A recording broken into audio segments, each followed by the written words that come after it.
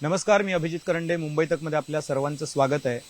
महाराष्ट्राचं अर्थसंकल्पीय अधिवेशन सुरू झाल्यापासून खरं तर अपेक्षा अशी होती की बजेट असेल किंवा राज्याची आर्थिक स्थिती असेल किंवा राज्याकडून असलेल्या उद्योगाच्या धोरणांची अपेक्षा असेल किंवा इतर उद्योगांची काय स्थिती आहे, महाराष्ट्र त्याच्यामध्ये कुठे आहे, आपल्याकडे FDI मध्ये महाराष्ट्र कुठे आहे, उद्योग कसे वाढतील आणि आपलं आर्थिक आरोग्य कसं सुधारेल आणि त्यासोबतच शेती असेल, उद्योग असेल, शिक्षण असेल, या सगळ्या प्रश्नावरती खूप चर्चा होण्याची अपेक्षा होती. पण स्वाभाविकपणे यावेळेला जी चर्चा झाली अधिवेशनामध्ये, ती चर्चा मोस्ट ऑफ गाजली ती औरंगजेबाच्या इतिहासावरून, ती चर्चा गाजली ती हलाल मटन की झटका मटन की मल्हार सर्टिफाईड मटन याच्यावरून, ती चर्चा गाजली की महाराष्ट्रामध्ये ज्यावेळेला महाराजांनी स्वराज्याची निर्मिती केली त्यावेळेला त्यांच्यासोबत कोण होतं, म्हणजे सगळे 12 बलुतेदार आणि मुस्लिम यांच्या सकट सगळे होते की केवळ हिंदू होते, यावरून. आणि इतिहासात गेलेलं एक अधिवेशन किंवा इतिहासाच्या काय म्हणू आपण त्याला, इतिहास खणत असलेलं एक अधिवेशन म्हणून त्याच्याकडे बघितलं गेलं. पण याचे खूप काय म्हणू त्याला, विपरीत आणि काही राजकीय परिणाम जे आहेत ते वर्तमानातल्या राजकारणावरती होतात आणि भविष्यातल्या राजकारणावरती होतात. कारण की त्याचा उपयोग जो आहे तो कॉन्सॉलिडेशनसाठी केला जातोय, त्याचा उपयोग मतांसाठी केला जातोय. येत्या BMC इलेक्शन्स आणि ZP इलेक्शन्सवरती त्याचा इम्पॅक्ट होणार आहे. आणि म्हणून आपण प्रयत्न करतोय की नेमकं काय म्हणायचंय, सत्ताधाऱ्यांना जे काय म्हणायचंय ते त्यांनी म्हणून झालेलं आहे, विरोधकांची काय भूमिका आहे ती सुद्धा आपल्याला जाणून घ्यायची आहे. आपल्यासोबत जितेंद्र आव्हाड आहेत. आव्हाड साहेब, मी ओपनिंगला तर बऱ्यापैकी अंदाज दिलाय की चर्चा कशावर आहे, पण सुरुवातीला तुम्ही कुठलं मटण खाता? ना, मी मटण खातो. आता मला हे माहीत नाही ते हलालचं आहे का झटक्याचं आहे का अजून कुठलं आहे, मला काय माहीत नाही.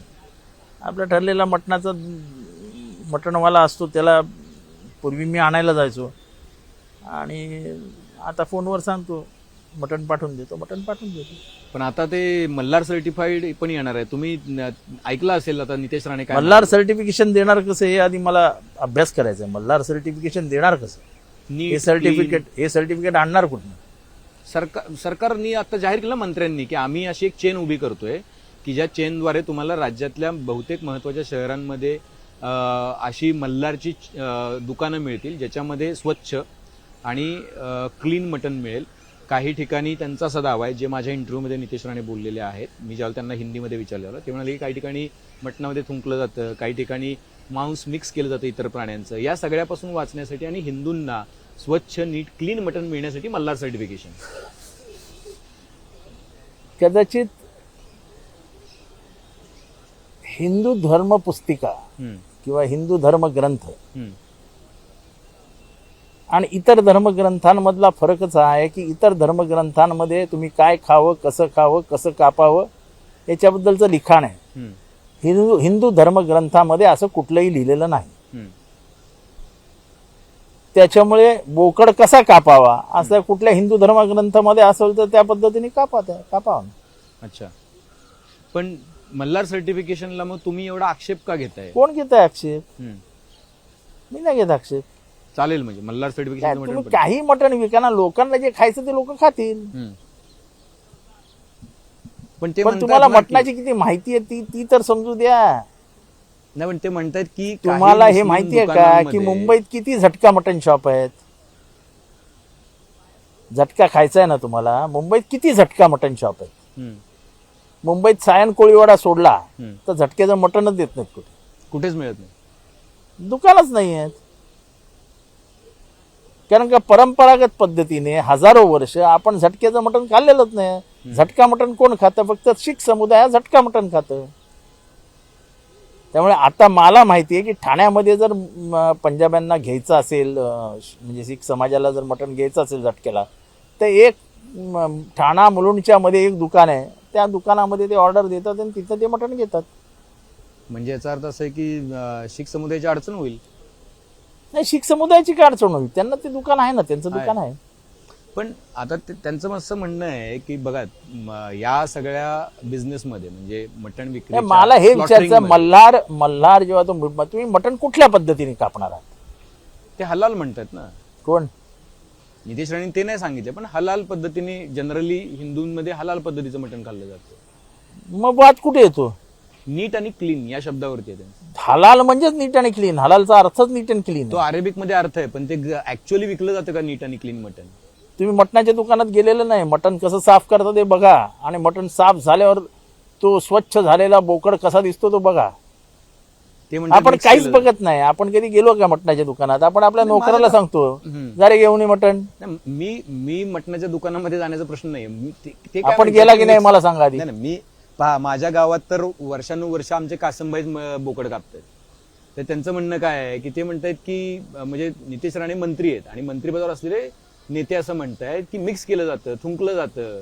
असं ठीक आहे, आता ह्याच्यावरती काय वाद घालण्यात काय अर्थ नाही. हम्म, मला तर कधी बाबा हे काय दिसलेलं नाही कोणी तुंकताना आणि कोणी काय मिक्स करताना. कारण का बोकड असा सरळ असतो. हम्म, तुम्ही उभे राहिले की तुम्ही सांगता मेरे को पाया दे ना, हम्म, मेरे को सीना दे, गर्दन दे, हम्म, आगे का पैर दे, हम्म, थोड़ा सा जाडा सीना दे, हम्म, चाप दे थोडा, हम्म. असं म्हणत म्हणत आपण वेगवेगळ्या भागांचे तुकडे करून 1-2 किलो मटण घरच्यासाठी घेऊन जातो. ते आपल्या समोर खाली येतं. त्यात काही प्रॉब्लेम होत नाही. काय कुठनं मिक्स करणार आणि काय मिक्स करणार? आता ठीक आहे, बोलायला काय होतं बोला. मग का बरं हे राजकारण केलं जातं? त्याच्या पाठीमागे अहो, काय का चर्चा का राजकारण केलं जातं? कालपासून टीव्हीवर फक्त एवढंच चालू आहे. हम्म. काय त्याच्या मागे हेतू काय पण त्यांचा? हे तू का हिंदू मुसलमान हिंदू द्वेष पसरवायचा?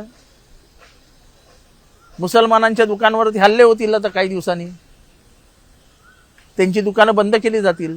हे बघा, गुजरातमध्ये जे झालं तेच महाराष्ट्रामध्ये करणार. ते मुसलमानांच्या जेवढ्या आवळत्या एवढे येतील तेवढ्या आर्थिक नाड्या आवळून धरायच्या. हतबल झालेला मुसलमान आपल्या पायाशी शरण आला पाहिजे, हा एकमेव हेतू आहे. बाकी काय आहे?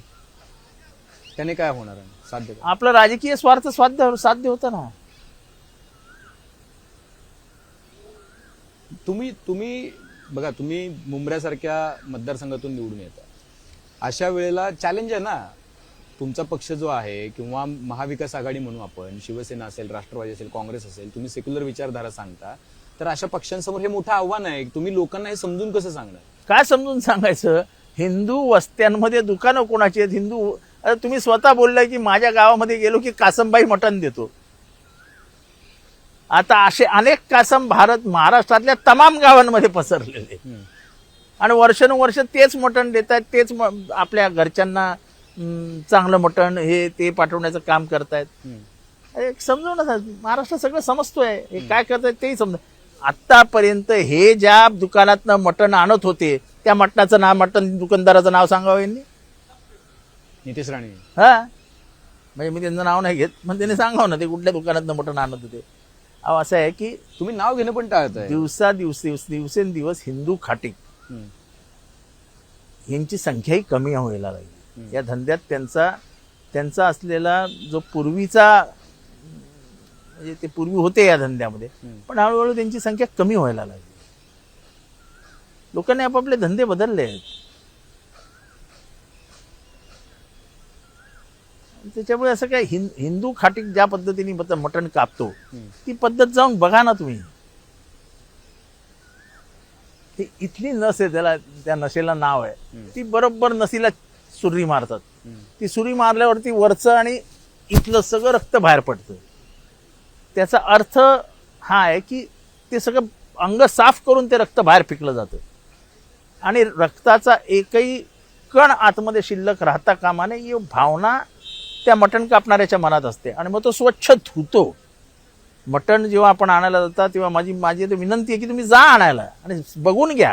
हे जे खोटं नाटक पसरवतात ना, त्यांना उत्तर काय तर तुम्हाला माहिती असली पाहिजे ना. मला इत्तमभूत माहिती आहे मटण कापतात कसं. मला लहानपणापासून आवड होती. माझी आई मला मटण आणताना, आई माझं म्हणजे आमच्या घरात आमची आई मटण आणायला जायची, तिच्याबरोबर मी जायचो आणि 2 तास त्या दुकानात बसून राहायचो. आता राजकारण जर केलं कारण का जातंय- एक लक्षात घ्या, कुठल्याही दुकानामध्ये 90%, 95% मटण घेणारा माणूस हा हिंदू होता. बरोबर. मग दुकान कोणाचं हे नाही.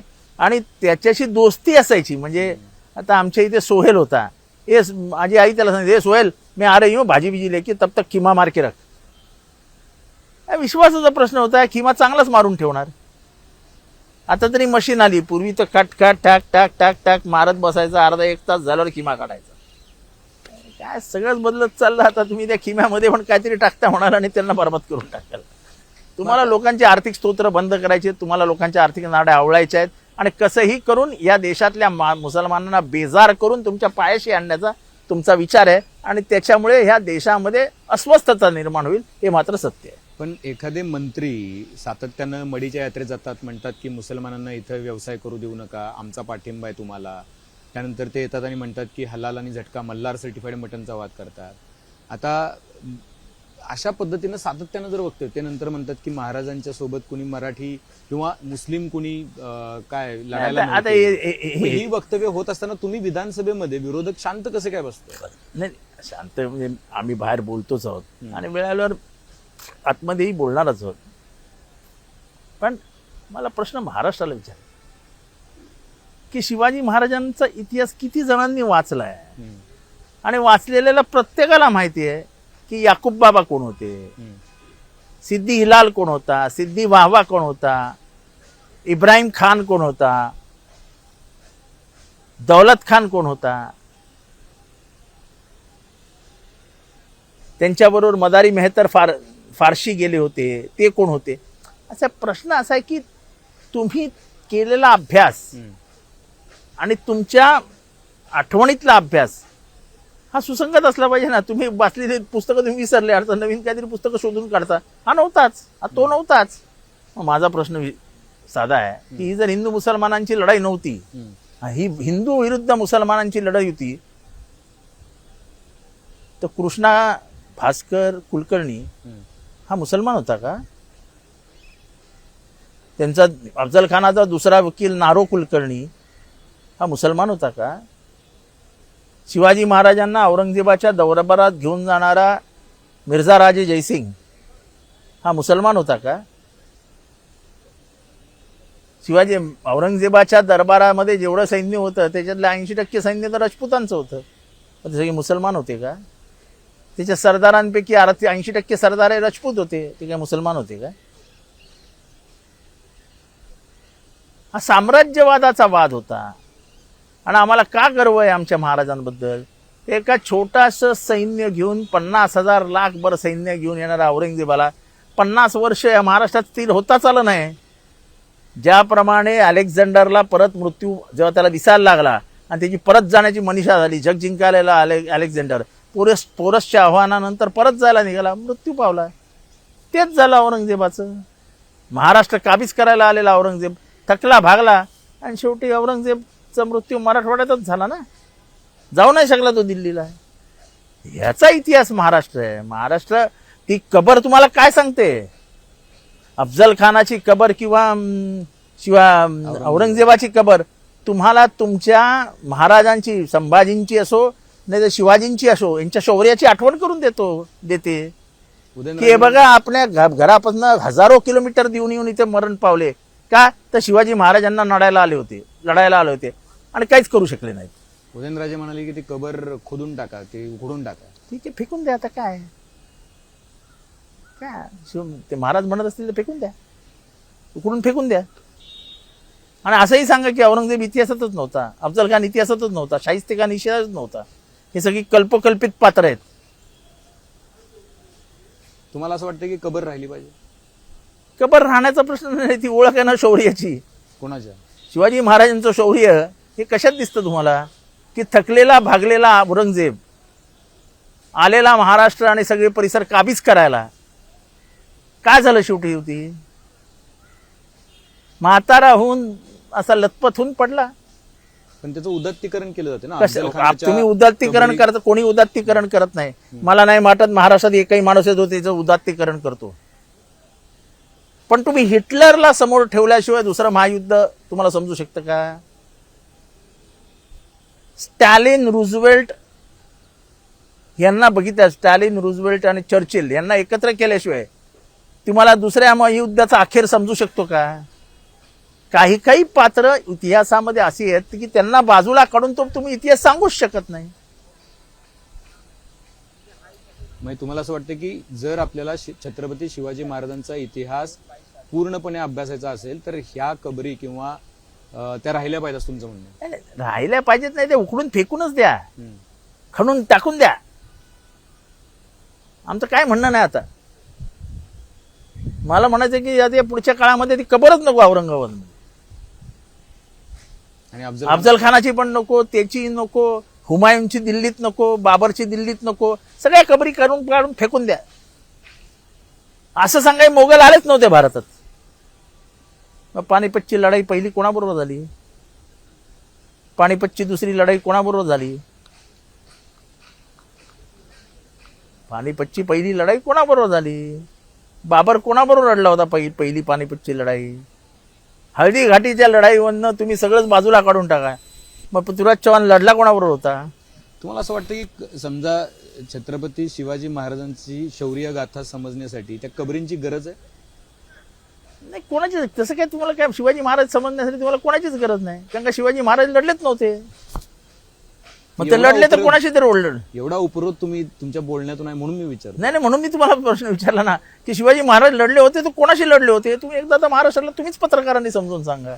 आम्ही तर थकलो आता सांगता सांगता. नाही, आम्हाला तर आम्ही जे इतिहासात शिकलो त्याप्रमाणे ते मोगलांशी लढलेले होते. अफजल खानाशी प्रतापगडावर अफजल खानाचा कोथळा त्यांनी काढला. औरंगजेबाशी छत्रपती संभाजी महाराज लढले, स्वतः महाराज लढले, त्यांना परतवून लावलं आणि छत्रपती संभाजी महाराजांना शेवटी कैद करून त्यांचा 40 दिवस छळ करण्यात आला. आणि त्याच्यानंतर औरंगजेब परत जाताना छत्रपती संभाजीनगर आत्ताचं आणि आधीचं औरंगाबाद तिथं तो गेला, हे सगळ्यांना माहिती आहे. पण त्यांचं असं म्हणणं की ह्या कबरींची गरज नाही. हा काय गरज नाही, खरंच गरज नाही.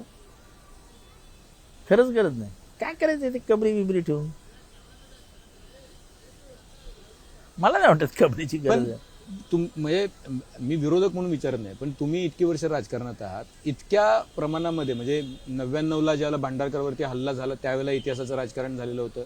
कारण त्यावेळेला तुम्हाला कल्पना आहे की जेम्स लेनच्या पुस्तकामध्ये काय पद्धतीचा मजकूर होता. आणि आता पुन्हा एकदा इतिहासाचं राजकारण जोरदार सुरू आहे. प्रत्येक वेळेला छत्रपती शिवाजी महाराजांचं नाव सगळे पक्ष घेत आहेत आणि सगळे पक्षातले नेते जे आहेत ते नाव घेत असताना दुसऱ्या बाजूला अशा पद्धतीचं कधी छत्रपती संभाजी महाराजांची प्रतिमा मलिन करण्याचा प्रयत्न होतो, कधी छत्रपती शिवाजी महाराजांना अरे तुरे बोलण्याचं काम. हे बघा, मी अजूनही सांगतो की हे नवीन सगळं सुरू झालंय की छत्रपती शिवाजी महाराजांना आहो जाहो करा. ठीक आहे, आता म्हणजे ह्याच्यावरनं बोलून परत उद्याच्या दिवसापासून माझ्यावरती वाद सुरू व्हायचा. त्याच्यामुळे याच्यावर आता टाळलेलं बरं असतं. कॉन्ट्रोवर्सीचा आता आम्हाला सुद्धा कंटाळा यायला लागला. पण काय करतो काय होत नेमका ह्याचा सगळ्यांनी बसून विचार करावा ना. त्या याकूब बाबाला दिलेली 720 एकर पण जमीन महाराष्ट्र सरकारने काढून घ्यावी ना. महाराष्ट्र सरकारच्या नावावरती म्हणजे ती महसूल जमीन आहे, शिवाजी महाराजांनी दिली आहे, मुसलमानांना दिली आहे. काढून टाका ती जमीन, घेऊन टाका, परत घेऊन टाका. महाराजांनी दिलेलं इनाम. हा, काय त्याला कशाला दिली, घेऊन टाका परत.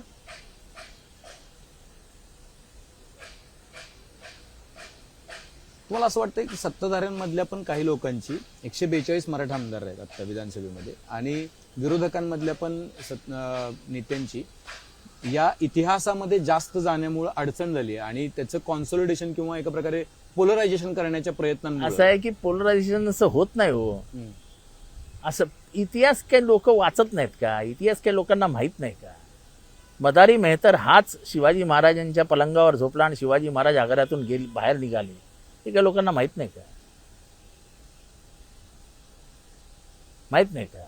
पन्हाळगडाला वेढा पडला आणि शिवाजी महाराज मृत्यूच्या मृत्यू समोर दिसत असताना सिद्धी वाहवा आणि सिद्धी हिलाल यांनी अंगावर घेतला.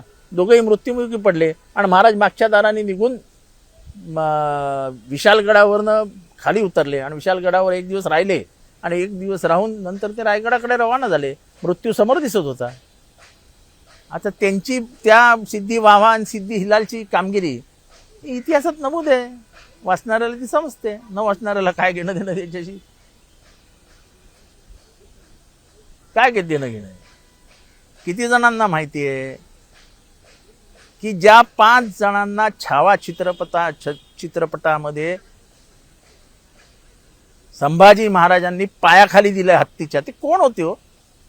किती जणांना माहिती आहे महाराष्ट्रात? माझा प्रश्न महाराष्ट्रातल्या तमाम लोकांना की तुम्हाला किती जणांना माहिती आहे 5 जण जे हत्तीच्या पायाखाली दिले त्यांनी केलं काय होते, त्यांची नावं काय सांगा. आपल्याला काहीच माहित नाही. आपण वर वर वर वर वर वर वाचतो.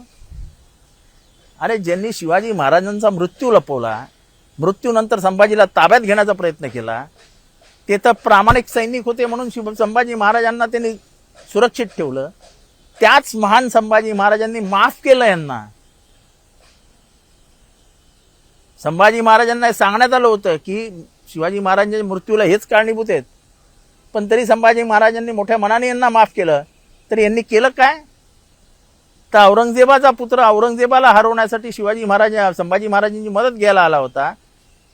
संभाजी महाराजांनी यांना सांगितलं की जाऊन चर्चा करा की पुढची लढाई कशी लढायची.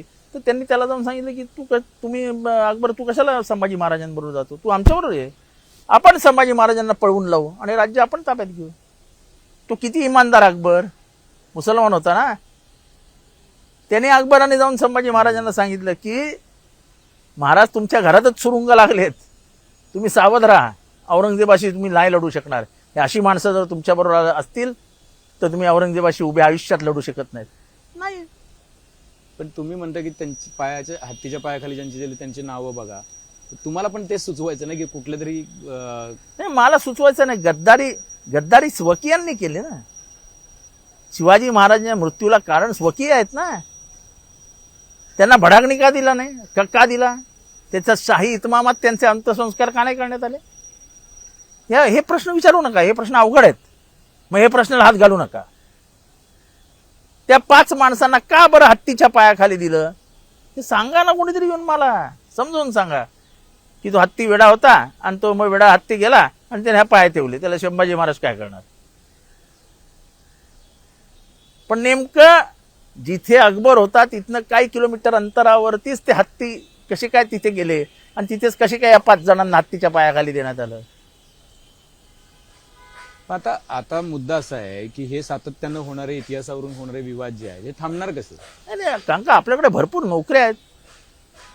महाराष्ट्र सुजलाम सुफलाम झालेला आहे, पाणी भरभरून वाहत आहे, धरणांची उंची वांचलेली आहे, कुठल्याही शहरात पाणी नाही असं राहिलेलं नाही, सगळे रस्ते एकदम व्यवस्थित झालेले आहेत, दरडोई उत्पन्न वाढलेलं आहे, महाराष्ट्राची आर्थिक परिस्थिती एकदम मजबूत झालेली आहे. लाडक्या बहिणींना आपण 5,000 रुपये देऊ शकतो अशी परिस्थिती निर्माण झालेली आहे. लाडक्या भावांना 10,000पासून 20,000 रुपये देऊ शकतो अशी परिस्थिती निर्माण झाली आहे. नोकरी अशा महापुरासारख्या नोकऱ्या वाहत आहेत. इतके सुजलाम सुफलाम महाराष्ट्र असताना आता आपल्याला ह्या विषयांवर चर्चा करायची काही गरज नाही. आपल्याला चर्चेसाठी आता फक्त उरलाय औरंगजेब. बाकी काय करायचं महाराष्ट्रात चर्चा? महाराष्ट्राला काही चर्चेची गरज नाही. आता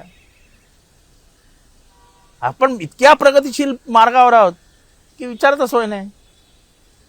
तरी दरडोई उत्पन्नामध्ये आपण सगळ्यांपेक्षा खाली चाललो आहोत. ह्याचं काय आपल्याला भान नाही. आज 100% जर बजेट आहे तर फक्त 52% बजेट खर्च झालंय, याच्यावर आपण चर्चाही करत नाहीये. आपण फक्त घोषणा देतो. हिंमत आहे का कोणाची? हिंमत एका मंत्र्याने हिंमत दाखवावी आणि सांगावं की शिवाजी महाराजांवरती, संभाजी महाराजांवर लिहिलेलं राजसन्यास नावाचं जे पुस्तक आहे ज्याच्यामध्ये संभाजी महाराजांना बदनाम करण्यात आलंय, बदफैली, म्हणजे मी शब्दही वापरू शकत नाही, ते सगळे शब्द त्याच्यात. हिंमत आहे कोणाची मागणी करायची की त्या पुस्तकावर बंदी आणा? किंबहुना हे जाहीर करण्याचे की आमचं सरकार निर्णय घेत आहे की या पुस्तकावर बंदी आणतो. दाखवावी हिंमत कोणी? तुम्ही मागणी करणार आहात? मी तर केलेलीच आहे. कारण राजसन्यास मध्ये काय लिहिलंय ते जाऊ दे, वाचू नका, माझ्याकडे सोडा ना. आहे. आणि ते वाचण्यासारखं नाहीये. म्हणजे म्हणून मी तर आधीच सांगितलं वाचण्यासारखं नाहीये. पण गडकरींनी लिहिलेलं असेल, कोणीही गडकरी असो नाही तर ठोक्करी असो, आम्हाला काय करायचंय? लिहिलं वाईटच ना संभाजी महाराजांबद्दल. संभाजी महाराजांबद्दल एवढी असूया का, ह्याचं कधी उत्तर शोधलंय कोणी? सावरकरांच्या 6 सोनेरी पानं, त्याच्यात पण तेच लिहिलंय. गोळवळकरांनी पण तेच लिहिलंय.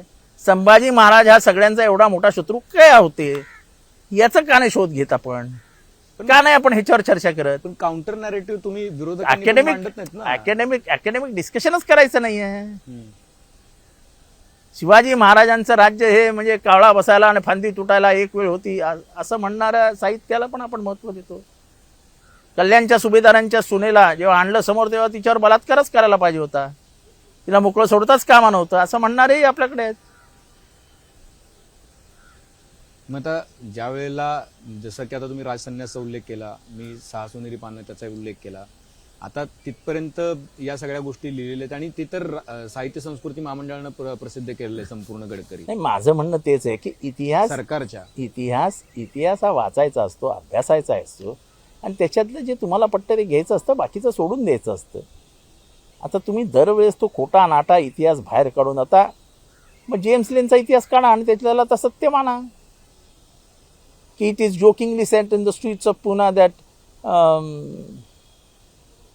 शिवाजी महाराज वॉज द, जाऊ द्या पुढे मी काय बोलत नाही. पॅन number 93, paragraph number 4, a Hindu king in Islamic India, पुस्तकाचं नाव, रिटर्न बाय जेम्स लेन. ते तर बॅन केलं ना पुस्तक. कुठे बॅन केलं? झालं, उघडं झालं ते. ओपन सगळे बॅन उठवले. सगळे बॅन उठवले. महाराष्ट्रात विकायला मुभा आहे. हो जेम्स लेनचं पुस्तक महाराष्ट्रात हो विकायला हो मुभा आहे. महाराष्ट्राला विकायला मुभा आहे. कोर्टाने बॅन उठवलं, सरकारने नाही उठवलं. मग तुम्ही त्याची पण मागणी केली पाहिजे, कारण त्याच्यामध्ये पण छत्रपती शिवाजी महाराजांबद्दल विकृतपणे लिहिण्यात आलं. ज्यांनी ही माहिती पुरवली त्यांना आपण महाराष्ट्र भूषण पुरस्कार दिलाय भाऊ. हे विसरतो आपण. आम्ही नाही विसरत, कारण ही लढाई आम्ही लढलो आहोत. आता याच्यानंतर पण म्हणजे आता आपण बघितलं की तुम्ही आता त्या गोष्टींचा उल्लेख केला म्हणून मी विचारतो की कोरटकर अजून सापडत नाही, सोलापूरकरांवर कारवाई झाली नाही. असं आहे की तुम्ही एकीकडे म्हणता आग्र्याहून जे शिवाजी महाराज औरंगजेबाला, मग अशा लोकांवर कारवाई सरकार का करत नाही? तुम्हाला काय वाटतं, का कारवाई होत नाही? म्हणजे या सगळ्या गोष्टी जर एका बाजूला असतील तर त्यांना या राजश्रय, लोकांवर कारवाई व्हायला पाहिजे ना. त्यांना राजश्रय. शिवाजी महाराजांची उंची कमी करण्याचं काम सोलापूरकरांनी एका मिनिटात केलं. काय म्हणाले, ते पळाले काय नाहीत. त्यांनी लाच दिली औरंगजेबाच्या बायकोला आणि मग तिथनं निघाले.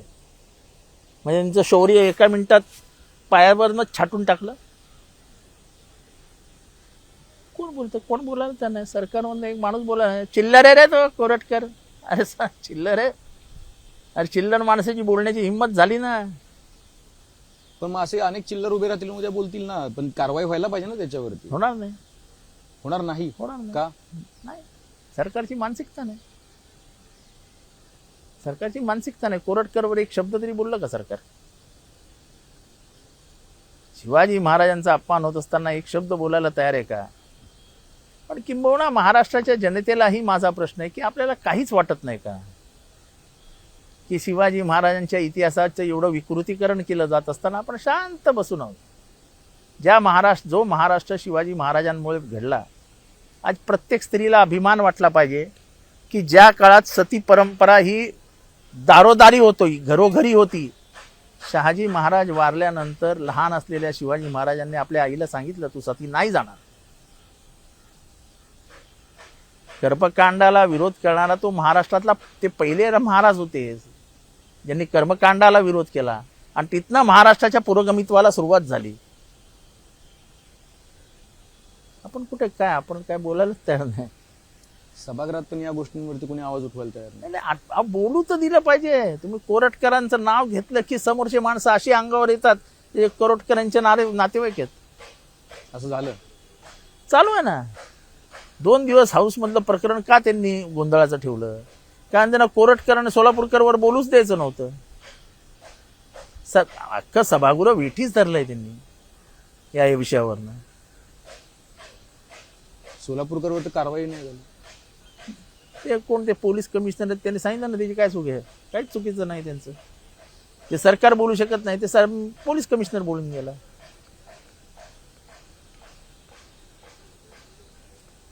मग आता जर या इतिहासाचं विकृतीकरण चालू आहे, माझा प्रश्न परत तिथंच येऊन थांबतो. कारण की शेवटी असं आहे की इतिहासाचा खूप दूरगामी परिणाम वर्तमान आणि भविष्यावरती होत असतो.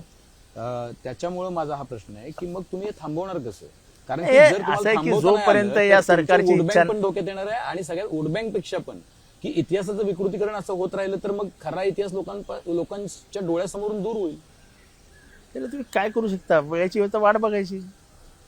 हातबल पाशवी बहुमत हे लोकशाहीचे हत्या करण्याला कारणीभूत ठरतं. हा जगाचा इतिहास आहे. मला हातबल वाटतं विरोधक किंवा तुम्ही सुद्धा. मी स्वतः हातबल आहे. काय दररोज तेच ऐकायचं आणि तेच विषयावर बोलायचं. जसं मी सांगितलं की महाराष्ट्रातल्या नद्या आता पाण्याने त्या दुधाने वाहत आहेत. महाराष्ट्राचं सगळं पीक असं वरती येऊन एकदम असं हवेत, म्हणजे महाराष्ट्र इतका सुजलाम सुफलाम झाला की प्रत्येकाच्या खिशात इतके पैसे आलेत की विचारता सोय नाही, अशी परिस्थिती महाराष्ट्राची असं चित्र आहे. आणि म्हणून आपण काहीतरी औरंगजेबावर बोलतो. आपल्याकडे दुसरे विषयच नाहीत, कारण का आपलं सरकार फेलियर आहे. आपण 2100 रुपये कबूल केले होते लाडक्या बहिणीला, आपण 2100 रुपये देऊ शकत नाही. आपल्या अनेक योजना आपण बंद पडतो. औषधामध्ये भ्रष्टाचार झालाय, शववाहिकेमध्ये भ्रष्टाचार झालाय, रुग्णवाहिकेमध्ये भ्रष्टाचार झालाय. सगळीकडे भ्रष्टाचारात बोकळला असताना हे थांबवायचं कसं, हे लपवायचं कसं? औरंगजेब, बकरा, हलाल. मग आता याचा अर्थ तुमचं असं म्हणणं आहे की हे इतक्यात थांबणार नाही आणि छे, छे, छे, तुमच्या इतक्यात हातामध्ये- थांबणार नाही, कारण का तुमच्या ह्याच्या- हातामध्ये पण काही नाहीये. ह्याच्या हे एक कट आहे, हा एक कारस्थान आहे. एखादा माणूस सोडून द्यायचा आणि चल बाबा तू रंगवत बस महाराष्ट्र. नितेश राणेंना सोडलंय. नाही, असं मी म्हणत नाही. ते त्यांचं काम करतायत, त्यांना जी जबाबदारी दिली आहे की नाही मला माहित नाही, पण त्यांच्या पद्धतीने ते त्यांचं काम करतायत. आणि मला वाटतं त्यांचं काम त्यांनी करतच राहावं. काय होईल त्यांना? महाराष्ट्राला कळेल खरं काय खोटं काय, कोण काय करते कोण काय करते, एकदा कळू तर द्या. आम्ही आपलं 25-30 वर्ष त्याच विषयावरनं भांडतो. आणि शिवाजी महाराज कसे सर्व धर्म समभावाचे होते. तुम्हाला आठवते का, तुम्ही ज्यावेळेला हे सगळे विषय मांडते त्यावेळेला सभागृहामध्ये मुख्यमंत्री उठले आणि म्हणाले जितेंद्र आव्हाड तुम्ही काय बोललात ते लक्षात घ्या, तुम्ही तुमच्या सगळ्या क्लिप त्यांनी तिथं दाखवल्या, ते माझा काय? एकही क्लिप त्यांनी दाखवू शकले नाहीत.